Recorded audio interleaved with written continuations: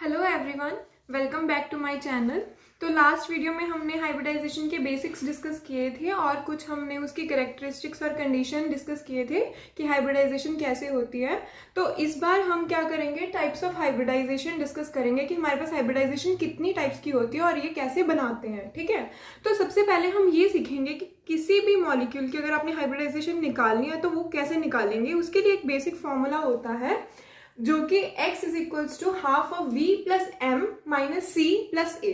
अब इस फॉर्मूला को देख के डर मत जाना कि ये क्या है, अभी मैं आपको एक्सप्लेन करती हूँ कि ये कैसे देखना है। बहुत इजी है, एक बार प्रैक्टिस करोगे तो रट जाएगा आपको। ठीक है, तो x इसमें क्या होता है, x हमें ये पता लगता है कि पिछली बार हमने हाइब्रिड ऑर्बिटल्स के बारे में डिस्कस किया था, लेकिन हमें ये नहीं पता था ना कि कितने ऑर्बिटल्स कंबाइन कर रहे हैं। तो x हमें क्या बताता है कि हमारे पास कितने total orbitals, hybrid orbitals combine कर रहे हैं और हमारे पास हाइब्रिडाइजेशन देते हैं। ठीक है, तो ये हमारे पास टोटल क्या होते हैं, बॉन्ड पेयर्स और लोन पेयर्स को मिला के x के इक्वल आता है हमारे पास। ठीक है, तो V क्या है हमारे पास, जो भी हमारे पास मॉलिक्यूल में सेंट्रल एटम होगा उसके वैलेंस इलेक्ट्रॉन्स होंगे। जैसे हमारे पास कार्बन है, कार्बन के वैलेंस इलेक्ट्रॉन्स क्या होते हैं, 4 वैलेंस इलेक्ट्रॉन्स। तो पता ही है ना कि वैलेंस शेल में कितने इलेक्ट्रॉन्स होते हैं, उसको हम वैलेंस इलेक्ट्रॉन्स बोलते हैं। ठीक है, तो सेकेंड क्या है, M क्या है, अब M ध्यान रखना है, मोनोवेलेंट एटम।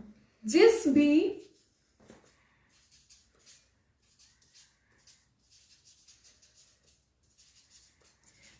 एटम की वैलेंसी क्या होगी, मोनो मतलब 1 होगी वैलेंसी, उसको हम क्या करते हैं, एम में लेंगे।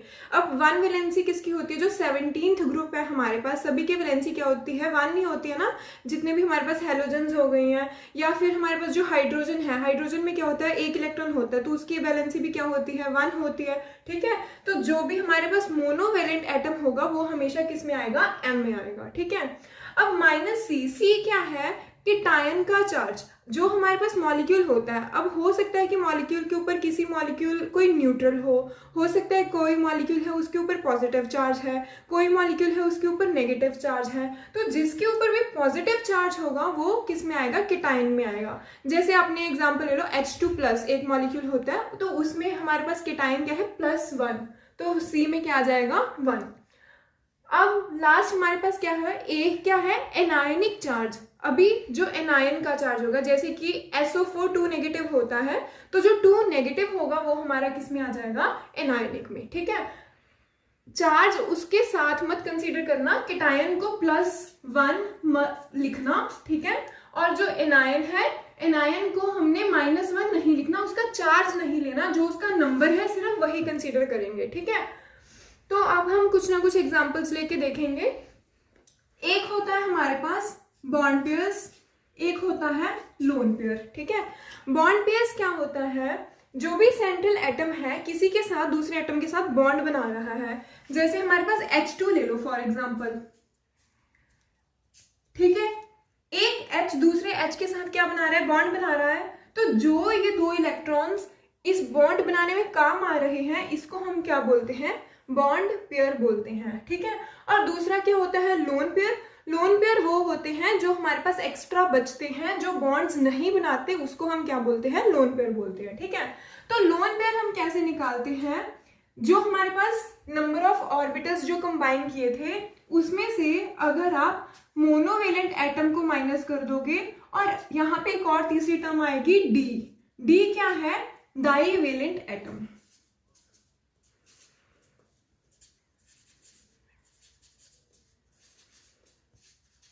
अब डाईवेलेंट क्या हो, मोनोवेलेंट मैंने बताया था जिसकी वैलेंसी 1 हो, डाईवेलेंट जिसकी वैलेंसी हमारे पास क्या हो, 2 हो। अब आप ये थोड़ा खुद से सोचो कि डाईवेलेंट कौन से होंगे, वीडियो पॉज करके फिर मैं आपको बताती हूँ कि डाईवेलेंट एटम्स कौन से होते हैं।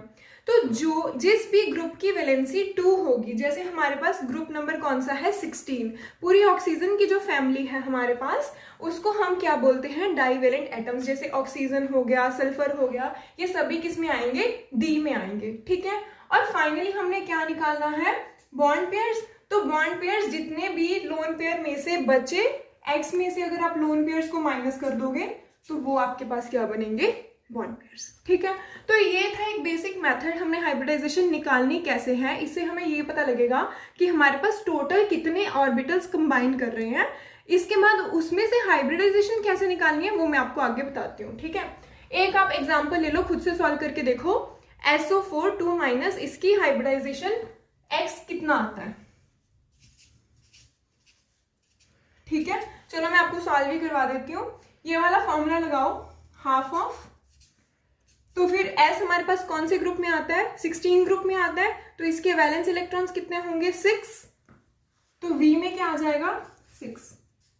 नेक्स्ट हमारे पास क्या है? Monovalent atom. SO4 2- में क्या आप मेरे को कुछ देख के बता सकते हो कि कोई भी मोनोवेलेंट एटम प्रेजेंट है या नहीं है?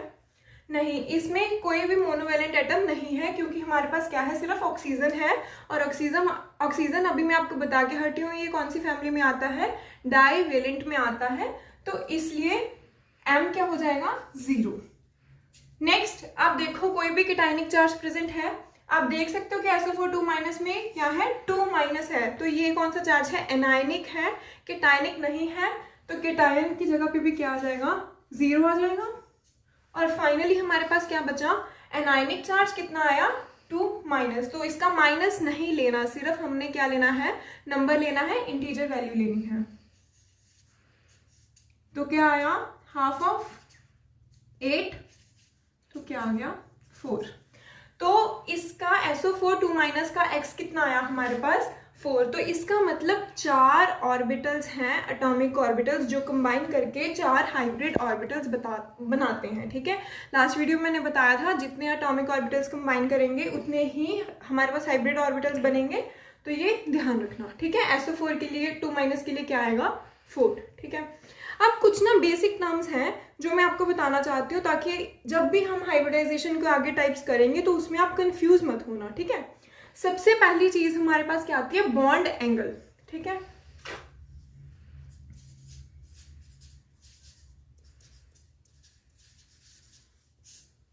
हमारे पास कोई भी बॉन्ड बन रहा है एटम्स में ही बनेगा। जैसे मान लो कि मैंने कुछ भी ऐसे बना दिया, अब मैं आपको बोल रही हूं कि इसमें बॉन्ड एंगल पता करो। कैसे करोगे?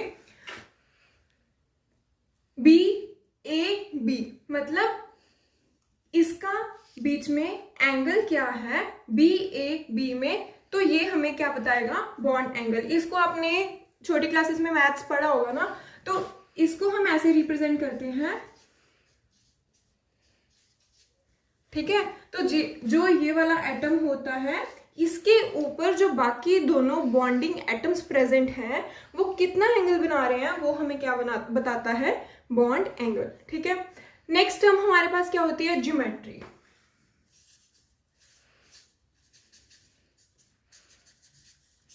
और एक हमारे पास टर्म होती है शेप। एक चीज आज ही याद कर लो, जो ये ज्योमेट्री और शेप है ना, बहुत क्वेश्चंस में ये कन्वीनियंटली मिस यूज करी होती है, ज्योमेट्री और शेप। ठीक है, तो ज्योमेट्री क्या होती है ना, जितने भी हमारे पास बॉन्ड एंगल्स है, जितने भी हमारे पास लोन पेयर्स हैं, टोटल वो कैसे एक सेंट्रल एटम के आसपास ओरिएंट करते हैं 3D में, उसको हम क्या बताते हैं? ज्योमेट्री। लेकिन अगर आप सिर्फ और सिर्फ बॉन्ड्स की ओरिएंटेशन बताना चाहते हो सेंट्रल एटम में कैसे होती है, तो उसको हम क्या बताते हैं? शेप की फॉर्म में बताते हैं। ठीक है, तो ज्योमेट्री हमारे पास क्या आती है? Bond pair plus lone pairs दोनों होते हैं, और शेप में हमारे पास सिर्फ क्या आती है? बॉन्ड पेयर की ओरिएंटेशन इन 3D। अब डेफिनेशंस ये आप खुद लिख लेना, जैसे मैं आपको डिक्टेट कर रही हूं, तो इसका हमारे पास ध्यान रखना है। अगर मैं इसी के ऊपर मान लो 2 लोन पेयर्स लगा दूं ऐसे करके, ठीक है, तो इसकी जो शेप है वो दोनों लोन पेयर्स हटा के देखोगे, और जो ज्योमेट्री है वो ओवरऑल देखोगे। मतलब आप लोन पेयर्स को भी एक तरीके से बॉन्ड इमेजिन करके चलोगे कि इसके आसपास भी क्या है, ये लोन पेयर्स की जगह पे क्या है? बॉन्ड है। अगर आपको ये समझ नहीं आता ना बॉन्ड कैसे है, इनको ना स्टिक्स मान के चल लिया करो, ऐसे कि एक की तरफ एक ये स्टिक है, एक ये स्टिक है, एक इस साइड को स्टिक है और एक इस साइड को स्टिक है। तो इमेजिन करना थोड़ा इजी होगा, तो आपको हाइब्रिडाइजेशन की जो ज्योमेट्री है और शेप है उसको इमेजिन करना क्या होगा? इजी होगा। ठीक है, तो अब हम आगे क्या डिस्कस करते हैं, इसकी कौन सी टाइप्स हैं। तो चलो अब हम स्टार्ट करते हैं अपनी हाइब्रिडाइजेशन की टाइप्स को डिस्कस करना। पहली टाइप हमारे पास आती है p हाइब्रिडाइजेशन। ठीक है, तो अभी आपको ये देख के ही पता लग जाएगा कि इसमें हमारे पास दो ऑर्बिटल्स कंबाइन कर रहे हैं, कौन सा, एक s और दूसरा कौन सा है p। ठीक है, तो ये कौन बताता था कि हमारे पास कितने एटॉमिक ऑर्बिटल्स कंबाइन कर रहे हैं, x। ठीक है, तो sp हाइब्रिडाइजेशन की x की वैल्यू कितनी आनी चाहिए, 2। ठीक है, तो इसकी हम एक एग्जांपल लेते हैं फिर डिस्कस करते हैं। एग्जांपल क्या है, BeF2। ठीक है, अब आपको एक ट्रिक बताती हूँ कि जो सेकेंड ग्रुप के मेंबर्स हैं वो जनरली हमारे पास क्या है, sp हाइब्रिडाइजेशन बताते हैं। ठीक है, अब ये मत सोच लेना कि जितने भी हमारे पास सेकेंड ग्रुप के मेंबर्स हैं वो सभी sp हाइब्रिडाइजेशन बताते हैं या फिर कोई और sp दिखाता ही नहीं है। ठीक है, मैं सिर्फ एक आपको ट्रिक बता रही हूँ, तो इससे आपको थोड़ा जनरलाइज करना इजी हो जाएगा और इमेजिन करना भी क्या हो जाएगा, इजी हो जाएगा। ठीक है, तो BeF2 की सबसे पहले x की वैल्यू निकालो, half of valence electrons beryllium second group का है तो V कितना हो जाएगा, 2। अब इसमें मेरे को देख के बताओ कि कोई मोनोवेलेंट एटम है। हाँ, जो फ्लोरीन है हमारे पास 17th ग्रुप का मेंबर है, इसको एक ही इलेक्ट्रॉन चाहिए अपना ऑक्टेट कंप्लीट करने के लिए, तो इसकी वैलेंसी क्या होती है, 1 होती है। तो हमारे पास मोनोवेलेंट एटम्स कितने आ गए, अब 2 आ गए मोनोवेलेंट एटम्स। ठीक है, 2 दे रखे ना, और इस पे कोई भी चार्ज प्रेजेंट नहीं है, ना केटायन है ना एनायन है, ये न्यूट्रल है, तो बाकी हमारे पास क्या हो जाएगा, 0 हो जाएगा। तो x की वैल्यू हमारे पास 4/2 कितनी आ जाएगी, 2। यही चाहिए था हमारे पास क्योंकि दो एटॉमिक ऑर्बिटल्स कंबाइन कर रहे हैं s और p। अब हमें ये कैसे पता लगेगा, मतलब ये तो हमने x से निकाला कि दो ऑर्बिटल्स कंबाइन कर रहे हैं। ठीक है, अब हम ना इसकी इलेक्ट्रॉनिक कॉन्फ़िगरेशन से भी ये देख के बता सकते हैं कि कौन कौन से ऑर्बिटल्स कंबाइन कर रहे हैं। ये हमारे पास शॉर्टकट मेथड था, अब हम एक्चुअली कैसे निकालते हैं वो देखते हैं। बेरिलियम की जो हमारे पास इलेक्ट्रॉनिक कॉन्फ़िगरेशन होती है वो क्या होती है, 1s2 2s2। ठीक है, हम हाइब्रिडाइजेशन के लिए मैंने डिस्कस किया था कि सिर्फ वैलेंस ऑर्बिटल के इलेक्ट्रॉन्स को ही कंसीडर करते हैं, तो वो कौन सा है, 2s2। ठीक है, तो इसमें हमारे पास कॉन्फ़िगरेशन क्या आ गई, 2s2। ठीक है, अब ये चीज ध्यान रखो, जब भी बॉन्ड बनाना है हमें पता है हमारे पास इलेक्ट्रॉन क्या होना चाहिए, सिंगल होना चाहिए ना, डबल इलेक्ट्रॉन्स बॉन्ड तो नहीं बनाएंगे। और बॉन्ड्स कितने बनाने हैं, 2 बॉन्ड्स बनाने हैं क्योंकि 2 मोनोवेलेंट एटम्स हमारे पास आ रहे हैं फ्लोरीन। ठीक है, तो इसीलिए हमें ये एक इलेक्ट्रॉन क्या करना पड़ेगा, एक्साइट करवाना पड़ेगा, कौन से, हायर ऑर्बिटल में, वो कौन से होते हैं, 2p ऑर्बिटल्स। ठीक है, तो एक इलेक्ट्रॉन को अगर हम एक्साइट करवाएंगे तो हमारे पास फाइनल एक्साइटेड स्टेट कॉन्फ़िगरेशन क्या बन जाएगी, 2s में भी एक इलेक्ट्रॉन आ जाएगा और 2p में भी हमारे पास क्या आ जाएगा, एक इलेक्ट्रॉन आ जाएगा। तो ये बन गई हमारे पास फाइनल कॉन्फ़िगरेशन। ठीक है, तो अब हमें ये पता है कि हमारे पास x कितना आ रखा है, 2 आ रखा है, तो 2 ऑर्बिटल्स कंबाइन होंगे, कौन कौन से, s और p।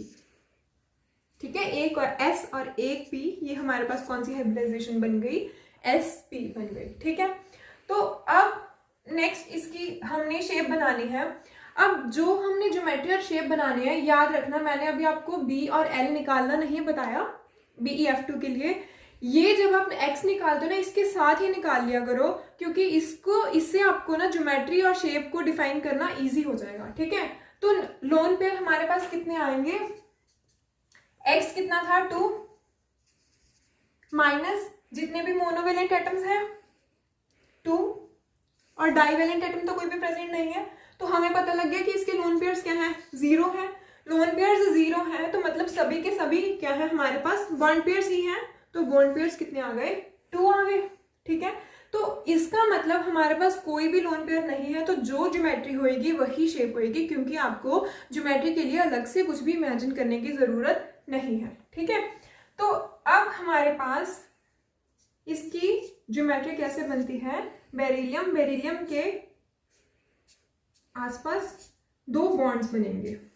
ठीक है, फिर से एक चीज याद करो कि जो हमने बॉन्ड्स बनाने हैं वो मैक्सिमम डिस्टेंस पे होने चाहिए ताकि उनमें क्या हो, मिनिमम रिपल्शन हो। तो मैक्सिमम डिस्टेंस पे अगर आप इमेजिन करो 2 स्टिक्स रख रहे हो, मैक्सिमम डिस्टेंस पे कैसे रखी जा सकती हैं, इस वे में रखी जा सकती हैं, एक इस साइड को एक इस साइड को।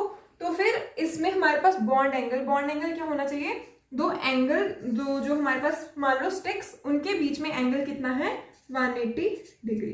तो इसकी ज्योमेट्री क्या आ गई, लीनियर, शेप भी इसकी क्या आ गई लीनियर, और इसका बॉन्ड एंगल कितना आ गया 180 डिग्री। ठीक है।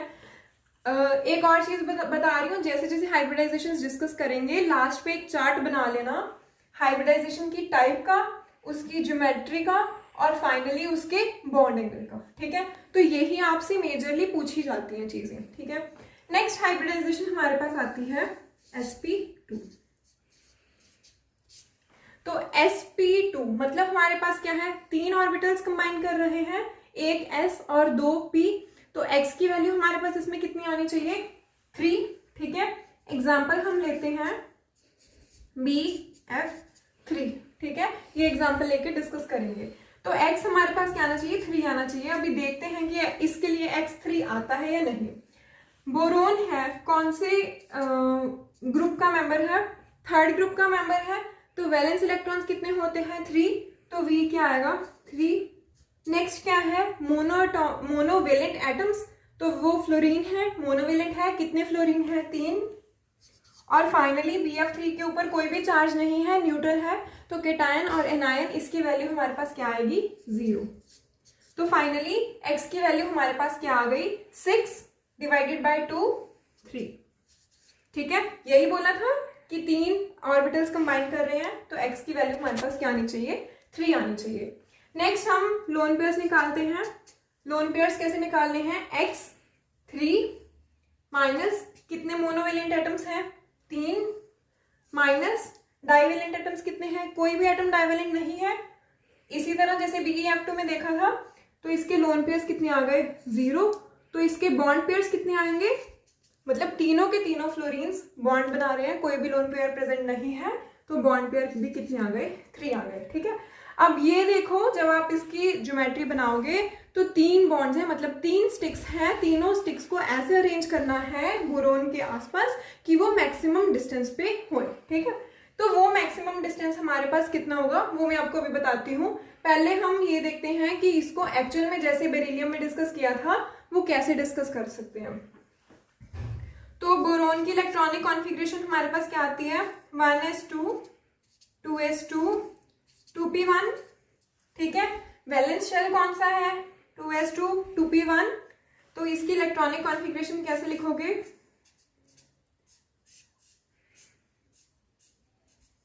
2s2 2p1।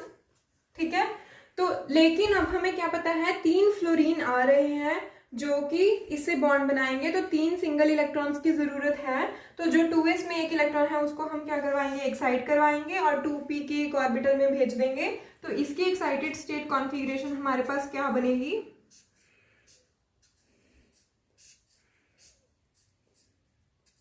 2s में भी 1 इलेक्ट्रॉन और 2p में अब क्या हो जाएंगे 2 इलेक्ट्रॉन्स प्रेजेंट हो जाएंगे। तो अब इसकी हाइब्रिडाइजेशन देखो यहां से कैसे पता लगे, एक s और 2p, टोटल हमारे पास 3 एटॉमिक ऑर्बिटल्स कंबाइन हो रहे हैं और क्या बना रहे हैं sp2।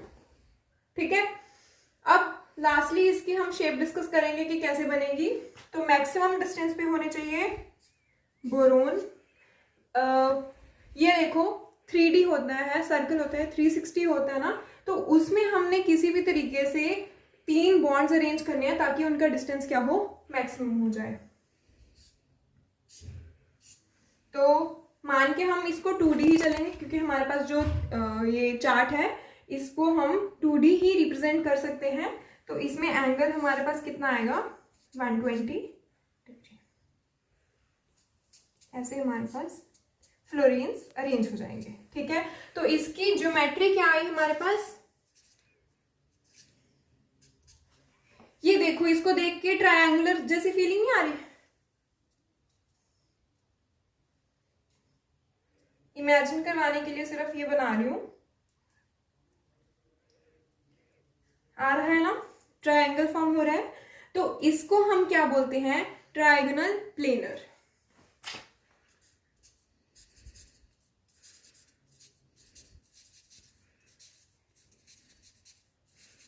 ठीक है।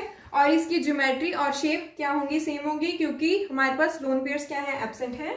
और इसका बॉन्ड एंगल कितना होगा, 120 डिग्री। फिर से बोल रही हूँ, ज्योमेट्री, बॉन्ड एंगल और टाइप ऑफ हाइब्रिडाइजेशन को डिफरेंट एक चार्ट बना के लिख लेना।